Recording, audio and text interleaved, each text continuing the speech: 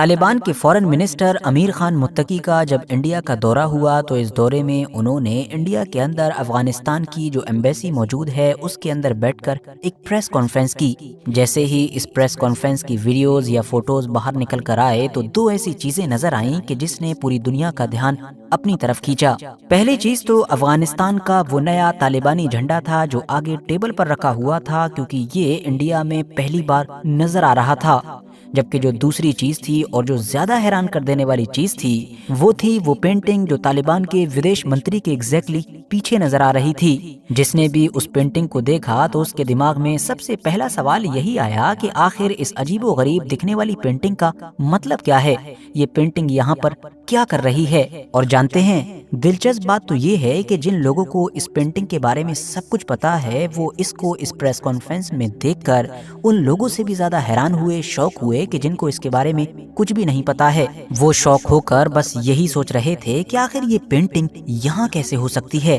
یہ پینٹنگ وہ بھی ایک طالبانی لیڈر کے پیچھے، آخر ایسا کیسے ہو سکتا ہے۔ اور آپ لوگ بھی یہی کہیں گے کہ ایسا کیسے ہو سکتا ہے جب اس پینٹنگ کا اتہاس جانیں گے اور ساتھ ہی طالبان اور اس پینٹنگ سے جڑا ہوا 2001 کا وہ بڑا کانڈ جانیں گے کہ جس نے اس دور میں دنیا کو ہلا کر رکھ دیا تھا۔ سب سے پہلے اتہاس پر نظر ڈالیں تو یہ جو پینٹنگ ہے یہ دراصل افغانستان کے ایک مشہور اور ایتہاسک علاقے بامیان کی ہے۔ بامیان میں ویسے تو بہت کچھ ہے مگر پچھلے سینکڑوں یا ہزاروں سال سے یہ دنیا میں خاص طور سے دو مورتیوں کے لیے جانا پہچانا جاتا ہے۔ دو مورتیاں کہ جن کو کسی دور میں یہاں کے جو عالیشان اور اونچے پہاڑ ہیں ان کو تراش کر بنایا گیا تھا، مطلب ان کے اندر بنایا گیا تھا۔ اور یہ جو مورتیاں تھیں یہ بودھ دھرم کے فادر یعنی کہ گوتم بدھ کی تھیں۔ عمر کی بات کریں تو یہ مورتیاں کوئی 100 200 یا 300 نہیں بلکہ پورے کے پورے 1500 سال پرانی تھیں، مطلب ان کو 5ویں اور 6ٹھی صدی کے دور میں بنایا گیا تھا۔ تب سے لے کر اب تک لگاتار دنیا کے اندر جتنے بھی گوتم بدھ کے اسٹیچوز ان کی مورتیاں موجود ہیں ان سبھی میں بامیان کے ان اسٹیچوز کو سب سے بڑے اسٹیچوز کے طور پر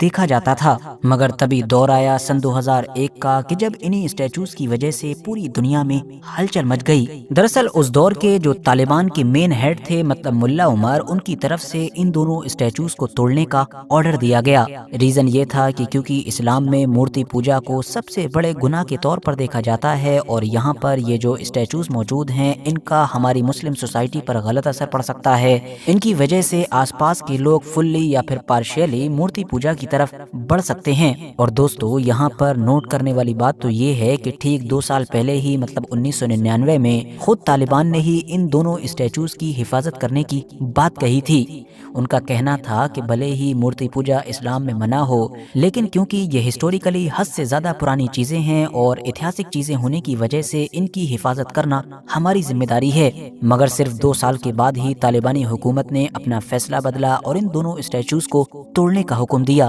باوجود اس کے کہ جیسے ہی یہ خبر پھیلی تھی تو UN کی جو مین آرگنائزیشن ہے جو ان تمام چیزوں پر نظر رکھتی ہے اس نے بھی روکنے کی کوشش کی اور باقی بھی دنیا میں جتنے طاقتور اور اثردار دیش ہیں ان سبھی نے طالبان کو روکنے کی کوششیں کی، طالبان کے اوپر پریشر ڈالا اور ان کو طرح طرح کے آفرز بھی دیے، مگر پھر بھی طالبان نے وہی کیا کہ جن کا وہ پہلے فیصلہ کر چکے تھے۔ تو لہٰذا پہلے تو راکٹ لانچرز کے ذریعے سے اور بعد میں بارودوں کے ذریعے سے دھماکے کر کر کے ان دونوں مورتیوں کو ختم کر دیا گیا۔ اس پورے معاملے نے اس دور میں مانو پوری دنیا میں ہنگامہ برپا کر دیا تھا۔ طالبان کے اس بڑے قدم کو لے کر آج تک لگاتار بہت ساری ڈیبیٹ ہوتی رہی ہیں اور اس پر بہت ساری ریسرچ بھی ہوتی رہی ہیں۔ اس کو لے کر بھی اکثر سوال پوچھا جاتا ہے جب خود 1999 میں ملا عمر نے اس کی حفاظت کی بات کی تھی تو پھر 2001 آتے آتے ایسا کیا ہو گیا تھا کہ طالبان نے ہر حال میں اس کو توڑنے کا ہی فیصلہ کر لیا تھا۔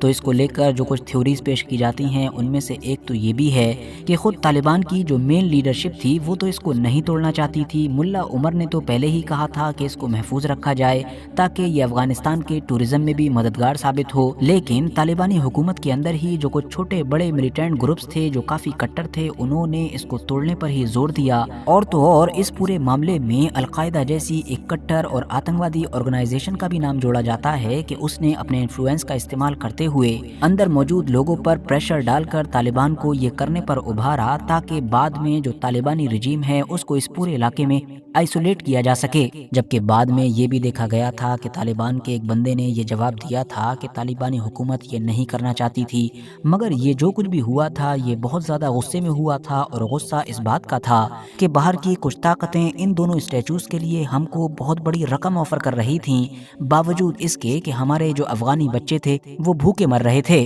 तो वो बड़ी रकम उन बच्चों के लिए ऑफ़र होनी चाहिए थी, ना कि स्टैचूज़ के लिए, और इसी गुस्से में ही हुकूमत की तरफ से ये बड़ा फैसला ले लिया गया था। हालांकि दोस्तों यही माना जाता है कि तालिबानी हुकूमत की तरफ से बाद में इस तरह के जितने भी रीजंस दिए गए हैं वो अपने पुराने कदम को सिर्फ और सिर्फ जस्टिफाई करने के लिए थे। बाकी जहां तक मामला इस पेंटिंग का है, तो इस पेंटिंग में एग्जैक्टली वही जगह नजर आ रही है जहां पर स्टैचूज हुआ करते थे। और इस पेंटिंग के बारे में भी जब थोड़ी बहुत छानबीन करने की कोशिश की गई तो पता ये चला कि शायद ये पेंटिंग अफगानिस्तान की एम्बेसी में उस दौर से ही लगी हुई है कि जिस दौर में ये एम्बेसी उस हुकूमत के अंडर में हुआ करती थी जो हुकूमत अमेरिका की सपोर्ट से चला करती थी, मतलब कि 2020 और 2021 से पहले की हुकूमत। बाकी इस पूरे मामले पर आप लोगों की क्या राय है कमेंट्स बॉक्स में ज़रूर बताएं। वीडियो अगर इन्फॉर्मेटिव लगी हो तो लाइक करने के साथ साथ दोस्तों के साथ ज़रूर शेयर करें, और ऐसे ही नॉलेजेबल और हिस्टोरिकल वीडियोस हमेशा देखने के लिए हमारे इस चैनल को सब्सक्राइब करने के साथ साथ बेल आइकन को ज़रूर प्रेस करें।